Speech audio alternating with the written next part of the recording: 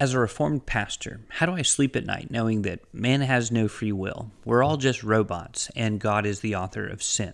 At least that's what I'm told I believe, despite not actually believing any of those things. Throughout history, those of the Reformed faith have put together confessions. This is the 1689 London Baptist Confession.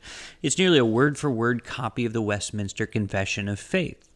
And if you want to understand the Reformed tradition in order to study it or critique it, you should at least reference these to know what they actually believe. For example, chapter 3, paragraph 1 reads, "From all eternity, God decreed everything that occurs without reference to anything outside himself. He did this by his perfectly wise and holy counsel of his own will, freely and unchangeably. Yet, God did this in such a way that he is neither the author of sin, nor has fellowship with any in their sin. This decree does not violate the will of the creature or take away the free working or contingency of second causes.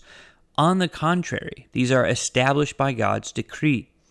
In this decree, God's wisdom is displayed in directing all things, and his power and faithfulness are demonstrated in accomplishing his decree." So what this statement is saying is God is totally sovereign, yet man has a true and meaningful will. He makes real choices, and God is certainly not the author of sin. What I appreciate about the Reformed tradition is its desire to say what Scripture says rather than work it all out philosophically. In other words, what we're responsible for is saying what Scripture says, not coming up with the perfect explanation for how it all works together. You don't have to fit into the rationalistic mold that says you must put it all together according to a philosophy that appeases man.